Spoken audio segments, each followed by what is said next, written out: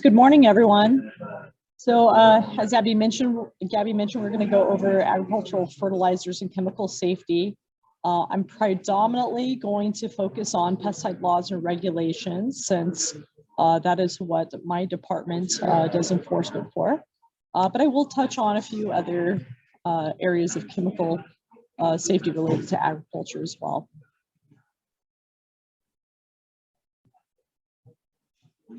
Okay, so again, I work for the Stanislaus County Ag Commissioner's Office. We do or provide the local regulatory enforcement for pesticide regulations here in California for Stanislaus County. Each county in California has a county agricultural commissioner that provides regulatory service for those counties as well.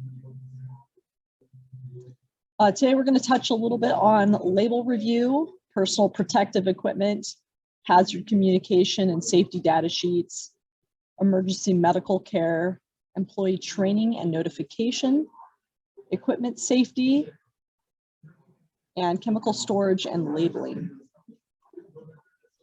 So just a little quick regulatory overview. So there's federal regulations and state regulations. So on a federal level, the Environmental Protection Agency oversees pesticide programs and the Worker Protection Standard, and that's under Section 40 of the Code of Federal Regulations. The Occupational Health and Safety Agency also has oversight over general industry practices and specific agricultural practices that do relate to worker safety in relation to chemicals. And you can find that in Section 29 of the Code of Federal Regulations. Here in California, under the federal EPA, we have Cal EPA, so which the state may or may not be stricter than the federal regulations. But if whichever agency is the strictest for your local area, you would need to follow whatever the strictest regulations are that pertain to your operation.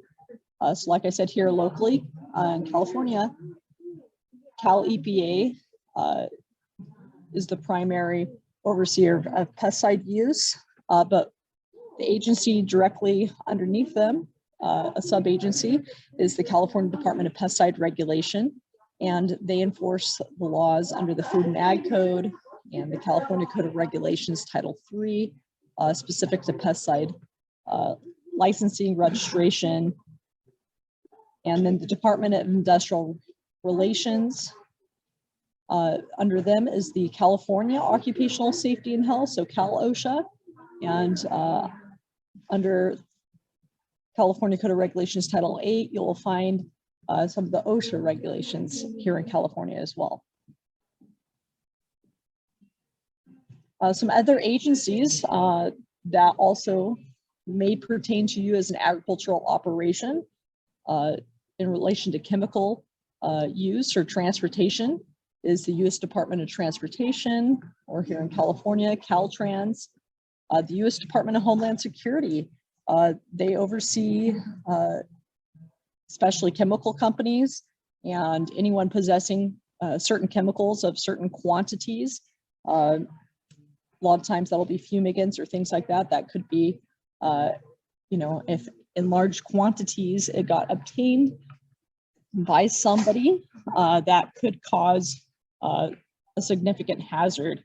And then you have your local counties. So like my office, we are the Department of Agriculture on the county level. We do the day-to-day regulation of the pesticide enforcement here in California, but there's other divisions sometimes within the counties. Every county has a little bit different structure or department names, but here in Stanislaus, we have a Department of Environmental Resources. Within that, they have hazardous materials department or sub-department division that oversees things like some of the fertilizer use, chemical storage, especially ammonia, things like that, that are used in the ag industries. Also fuel, some of the fuel storage, things like that. Hazardous materials will oversee that as well. And then there may be other local county ordinances or permit conditions that if you're going to obtain and possess those pesticides or other chemicals that you may need to follow as well. Then you have your local fire districts. They may have regulations related to chemical storage.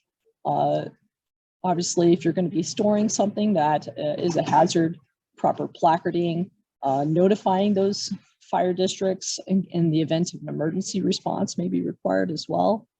And then we have our state and regional air and water boards that also regulate things such as fertilizer use that may leach into groundwater and things like that. So this is not all encompassing, the ones that I've mentioned, and it's going to be a little different for every agricultural operation, depending on what you're using, what you're producing. If you're agricultural field production, or if you're more on the processing side or chemical cells, everything's going to pertain a little bit different for each type of structure. But again, keep in mind, there's a lot of agencies, a lot of different regulations. And so today I'm going to primarily focus on pesticide use. Okay, so we're going to look at pesticide labels. Okay, so it's important to know that the label is the law. And so the Food and Ag Code 12973, that is a specific law that basically says you must follow any pesticide label. And every label is different. We have restricted materials, non-restricted materials, some that are organic, some that are not. And so you need to make sure that your employees or staff, or you, if you're using them, are following all the directions on there regarding personal protective equipment, rates, postings, placarding, disposal, all of those things that are on the label. In more recent changes to some labels, such as paraquat, some products require only certified applicators to apply. So if it's a restricted material, you would need to first obtain it by having a restricted materials permit, and then having a certified applicator. But some labels now are requiring that only the person actually doing the application be licensed themselves. And so you can't just train a worker on some labels now, like paraquat, the new paraquat label. Your employees must be licensed and not just trained as well, or certified. And so you can obtain a private applicator certificate, or they can have a QAL, QAC license obtained through the California Department of Pesticide Regulation. Any of those would qualify. In addition, there's some specialized training now to some of these labels. It's true of paraquat, which you can see I took that training and obtained a certificate from that online training for paraquat here on the picture on the screen. Same is true for many of the fumigants now. There's fumigant training, stewardship trainings that are online that the applicators would need to obtain before using those products. And so many of them require updating every 3 years. So, getting a new certificate. So just make sure to read through the labels. Some of these labels change over time. If you have an old product with the old label that you still have in storage, then the new labels would not apply. You need to follow the label that is on the actual container that you're using. But again, the old product is no longer being manufactured on lots of these. And so be sure to read through any new product that you do get in, as special training requirements may be different on those labels as well. Some labels require closed systems to be used, may require buffers around residents and dwellings. Some things may say don't use it near homes, schools, parks, playgrounds, things like that. So again, read all the details in there, especially under environmental conditions. We see a lot with bee safety as far as use around bees and toxicity to bees. So that gets overlooked a lot of times too. People look kind of at the PPE and the rates and move on, but it's important to look at all the rest of the label too, because that's where a lot of violations tend to occur.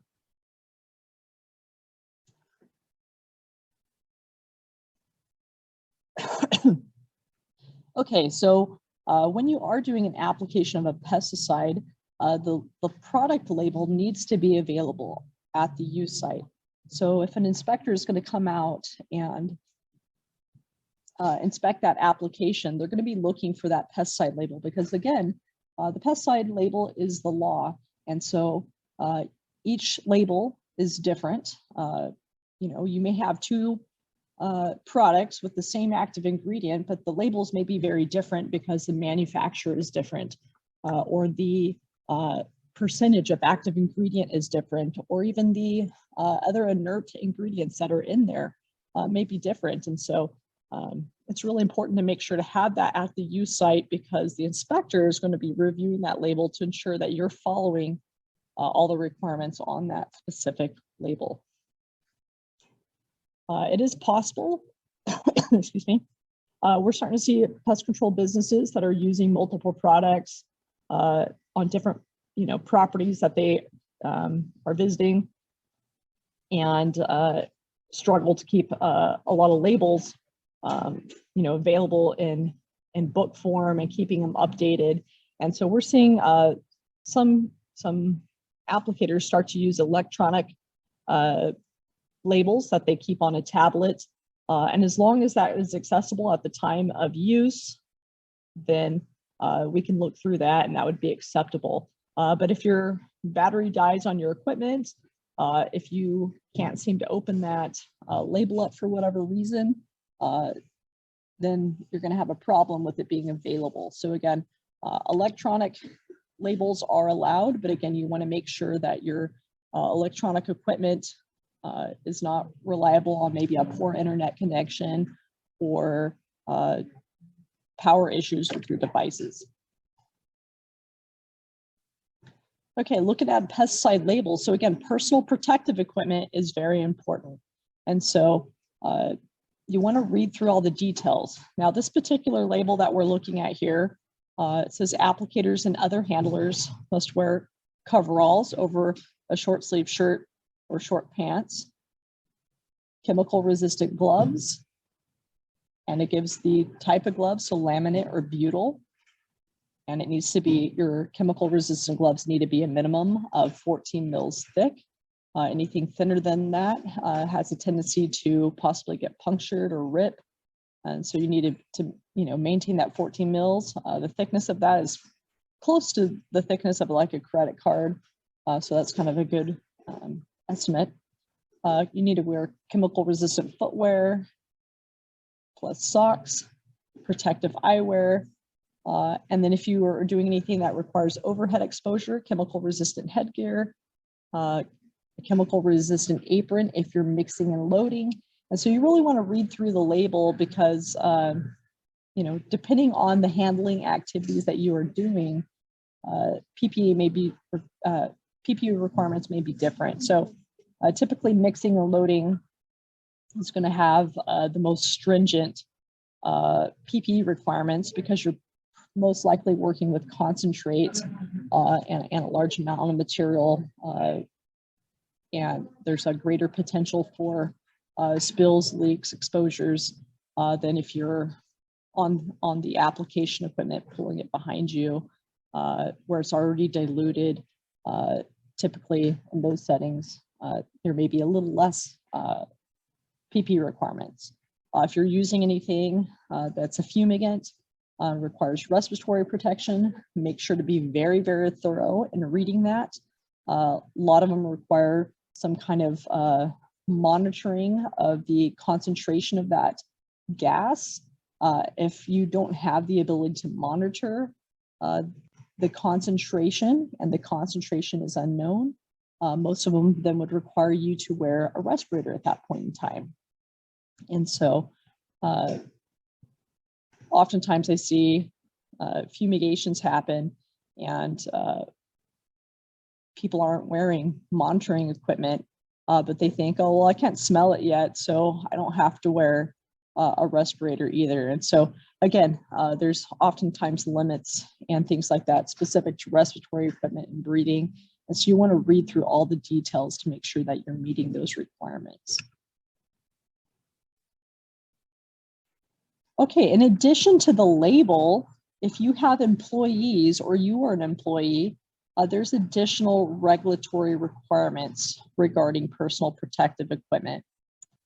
And so if something says warning or danger for the signal word on your pesticide product, that's going to require you to also wear, your employees to also wear coveralls. Now, if you're the owner of the property, of the business, you are not an employee, and these additional regulatory PPE requirements don't apply to you. But if you are an employee or have employees, make sure that if it says warning or danger, that your employees are wearing coveralls. Now, unless the label says something very specific about the style of those coveralls, the coveralls just need to be something that covers the arms, legs, and torso. And it does not necessarily have to be chemical resistant. It could just be a pair of cotton coveralls that you put on, or a Tyvek that's not chemical resistant would be fine. But if it does, if your label does specifically address coveralls and it wants something chemical resistant or stricter, then you would need to make sure to follow the strictest requirement. And then if your employees are applying any liquid pesticides by hand, then they are required to wear protective eyewear and chemical resistant gloves. And so again, unless the label specifically addresses the type of gloves on the label that must be worn, any kind of chemical resistant glove would be sufficient, as long as, again, they're 14 millimeters thick. The eyewear just needs to be able to cover the brow and temple area, unless there's some other requirement saying that it must be a face shield or goggles, something different. They just need to cover the brow and temple area if it's not specified. In addition, any protective eyewear that employees wear to meet a pesticide requirement, it needs to be ANSI certified. And so it needs to meet the Z87.1 2010 standard. So that's a national safety standard. Basically, that's going to apply to impact resistant, things like that. So that way we know that the quality of those safety glasses does meet that minimum standard. So prescription eyeglasses that don't provide brow and temple protection would not be acceptable. A lot of sunglasses probably won't be acceptable because they probably don't meet the ANSI standard. But there are some. I know I myself have a pair of prescription safety glasses that look like sunglasses, but they actually are ANSI certified. And so there are exceptions to that where with sunglasses, but again, you need to make sure those standards are being met. Okay, hazard communication. So this one's a big one, and it's big for pesticide enforcement, but it's also big in a requirement for other agencies as well, that you're communicating any safety hazards with your staff, especially in relation to chemicals and chemical exposure. And so you might want to review some of the OSHA regulations and others in relation to hazard communication. But specifically for pesticides, this applies to your workers, both pesticide handlers and any field workers that may be on site, or even guests that may be coming on site to your property.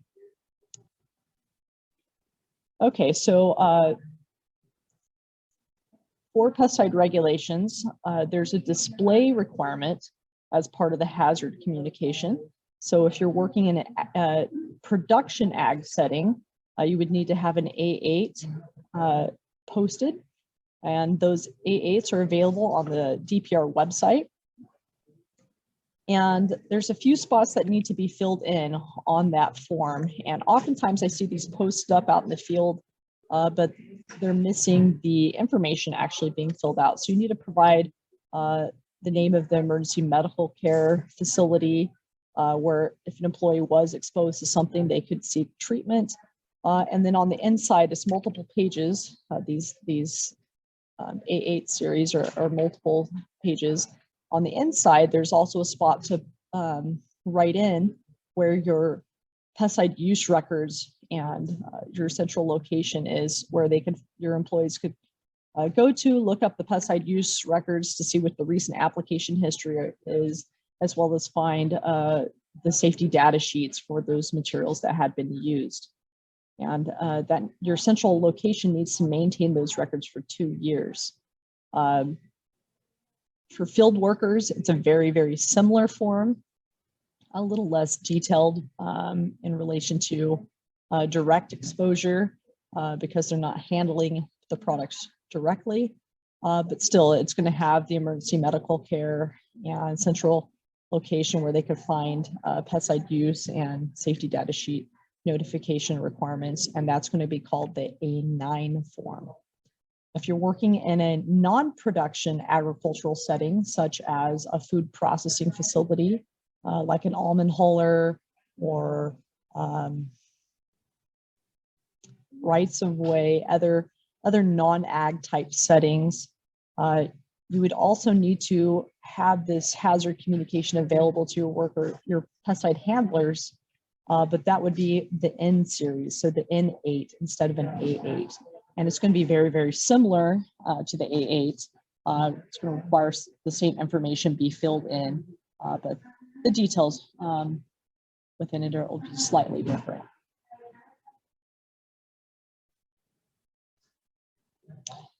Okay, so you need to notify your employees of any applications that have been made within the last 30 days. So anything taking place concurrently, if you have field workers that are going to be working within a quarter mile of one of your own applications that are nearby, you need to make sure they know verbally that that application is taking place and to stay out of those fields. But in addition to that, your application specific information on previous application history for the last 30 days, plus the restricted entry time. So if you had you applied a pesticide and it had a 24-hour restricted entry interval, you now need to keep this application specific information posted then for 31 days, because it's 30 days plus that one additional day since the REI expired. And on that information, you need to make sure your employees on that information, that the information is provided to your employees regarding the crop and site that was treated. Okay, so the identification of that specific field, the start and the end time of the application. And so oftentimes I see start times written down, but the end time of those applications forget to be recorded. It also needs to state the restricted entry interval time, the product names that were used, so their EPA number and active ingredients. And you also need to have provided the safety data sheets for those pesticides or adjuvants, because adjuvants here in California still fall under pesticide regulation. And so any of the adjuvants you would need to have safety data sheets for as well. And so for those of you in production ag settings, you often get a recommendation from your pest control advisor, and it looks similar to the one on the screen. And most of the time on those recommendations, 90% of the information that is required in that application specific information is already on that form. So you can see it's got the commodity listed here as almonds. It's got the site ID field 3119154. And so everyone's going to have their own different site naming system. And then it's going to have a general description. So it's going to be between lateral 5 and the east side of Ingram Creek in this case. And then it's got the product name, Weevil-Side tablets, with the EPA number listed right below it, which is 70506-13. And then just below the pesticide column is going to be a little tiny spot that says restricted entry interval. And in this case, there wasn't one, it was 0 days. But all of that is listed on there. Then you, as the applicator, the property owner, operator, would just need, you could take that pesticide use report that you got, recommendation that you got from your PCA, and then just write in the start time, start and end date and time, and that would, you could post that up, and you wouldn't have to recreate some new form. You could just take what you already have and update with the start and end time of your application, and then post that, or have your give a copy to your applicator and have them write the start and end time and post it at your central location for your workers. And that would be sufficient. And again, just make sure you have your SDS sheets updated and available at that central location as well. Okay, emergency medical care. So this just needs to be posted at the work sites. The most common place I see it posted up is in a work truck at a central location, the bathroom facilities, but it needs to be at the work site, and it should have the name and address and phone number of the medical facility that you have for your employees to seek treatment. And if there is an exposure, you need to provide, you could go to your central location, take a copy of that application specific information, your SDS sheets, and all of that would have the information available that you would need to provide to the medical provider. So again, product name, SDS, the EPA numbers, the active ingredient name. And then when you get there, you need to provide the medical care provider the circumstances of what occurred during that exposure. Again, field worker training. So this needs handler and field worker trainings. These need to be done annually. The trainers here in California are required to be someone who is certified. So you need to have a private applicator license, or you could have a state license such as a QAL or a QAC. UC farm advisors, your county biologists also count as well. Or you could take a train the trainer program. Lots of organizations such as AgSafe offer train the trainer programs where you get your other non-certified staff trained to be qualified trainers on pesticide safety. And again, you want to do that annually.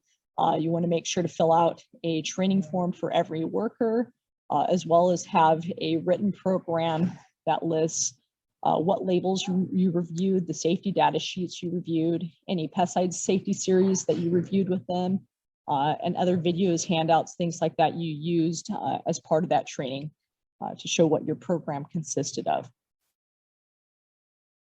Equipment safety. Okay, so equipment safety is very important. You want to inspect your equipment daily. Things happen. You know, nozzles wear out, which could cause leaks. So when you're trying to shut off, they're not shutting off properly. When you're loading equipment, you should have shut-off devices so your equipment can't overflow if you're filling them. And in the picture here, here on the bottom right-hand side, this was an inspection I had to do related to actually a notification we received from a hospital several years ago. But they were doing tree hole fumigations, and the employee was very well trained, but they didn't happen to look at, and they're not 100% sure, because it's always hard to go back and figure out what was wrong, but they believe there was a little crack in the sight gauge on this little 5-pound fumigant cylinder that basically you fill up off the main cylinder. And once it got pressurized, that sight gate cracked, and 5 pounds of methyl bromide went all over the worker. He inhaled it, and in the panic, he actually knocked off his safety glasses, got some of it in his eyes, and ended up in the hospital and had to go back a few times due to that exposure. And so, again, you really want to thoroughly inspect your equipment daily to prevent both worker handler situations from happening and exposures, as well as just loss of product that you're paying for. You don't want it to be wasted, and then always concerns of environmental safety. Okay, chemical storage and labeling. So it's important to make sure you keep your chemicals locked up, and we don't want theft and stuff occurring, but we also want to make sure that chemicals aren't getting into the wrong hands, or workers who shouldn't be using a product aren't getting into areas that they shouldn't be. And so you want to make sure to, again, have those locked and secured, especially if you're have children or a location that are near schools and other public facilities, to mitigate the risk of someone getting those chemicals into the wrong hands. With pesticides, there is a very specific wording on the storage container posting. And so it needs to say danger, poison storage area, all authorized persons keep out, keep doors locked when not in use. And so you want to make sure you have that exact posting. If you have workers that speak another language, it should also be translated into a language that they understand. If you're storing chemicals in service containers, in this case, the Garlon container has the original manufacturer container. That is fine. But these other little bottles that were being used as well, they put labels on them, and those labels of the service containers need to have the name or identity of the product, the signal words, so caution, warning, or danger, and they should also be labeled with the name and contact information of the responsible party. It's also important to make sure we don't, sometimes we have a little bit of leftover chemicals that maybe we're in a large container, we want to condense that down. Be sure not to put anything in a food container. Lots of pesticide poisonings happen this way, unfortunately. This is very common with the paraquat, actually. On a nationwide level, paraquat in consumption actually was a primary issue that resulted in a lot of the changes that we see in the new labels. So again, if we're handling products safely and according to the label, we're less likely to have new restrictions occur. And then when you're transporting pesticides, just make sure that they're secured. So tie them up to your truck. You don't want them rolling around where they could break open, spill out, and have environmental contamination all over the place. And you also, when you go to pick up your chemicals, make sure that you're not storing them inside an enclosed cab with you or any food or feed storage. We see that happen down here. We at the Ag Center a lot. We do sell some squirrel baits, and people show up with just a car, and we have to turn them away until they can come back with the truck so that it won't be inside the cab with them. And so again, there's always a risk of exposure when products are inside of a cab with persons or other food or feed for cross-contamination. And so just keep that in mind when you're picking up pesticides. With that said, that concludes my presentation. It's very brief. There's so much to cover. Safety plans, especially injury illness prevention plans, getting people trained and qualified, having things properly labeled is key to a lot of the different agencies. Medical evaluations and PPE use is important depending on what you're using. And so again, there's lots of resources out there. Reach out to your agencies. They're always willing to help. And there's lots of compliance agencies like AgSafe that are available to help you guys with some of the questions that you may have as well. So I'll stay on for a few minutes for questions, but hope you guys got a little bit out of this presentation, and good luck with all your operations.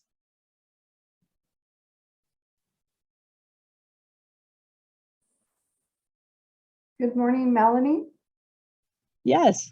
Hi, my name is Vicky. I have a question.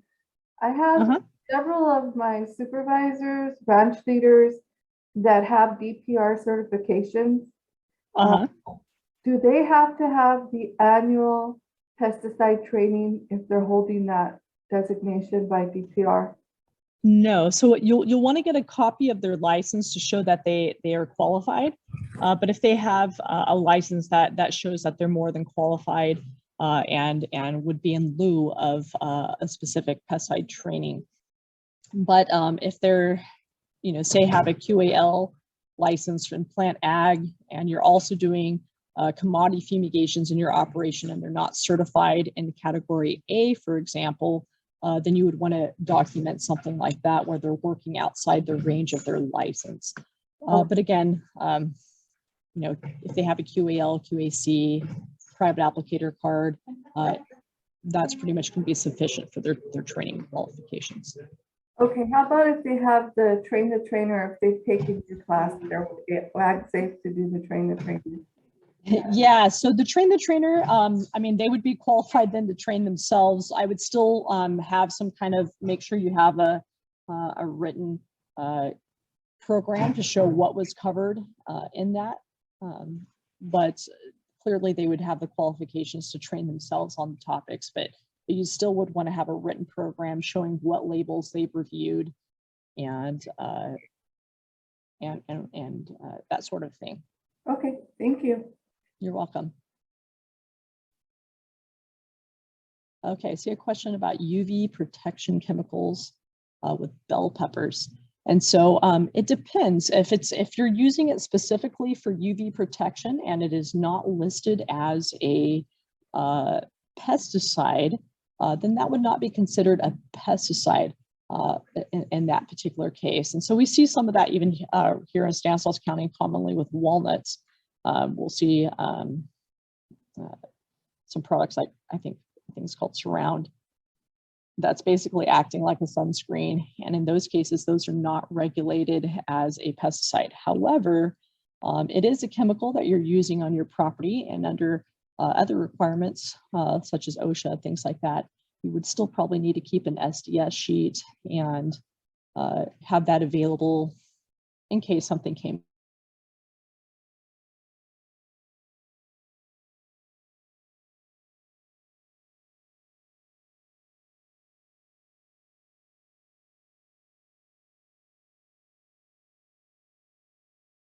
Like a respiratory hazard if there's a silicate component or something like that to it. And so you would want to still have that SDS sheet available for your staff. Yeah, so from a pesticide perspective, not required, but general OSHA and other safety regulations may be required. But those fertilizers or other non-pesticide products.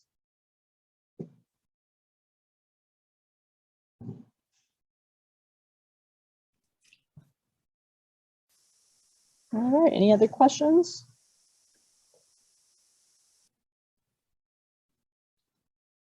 All right, well, I'm going to go ahead and conclude there. I don't see any more in the chat. If you guys have any other questions, you can always reach out to AgSafe and ask Gabby, and she can always send those over my way. And yes, I can share this presentation with Gabby, and she's more than welcome to distribute that to all of you who participated as well.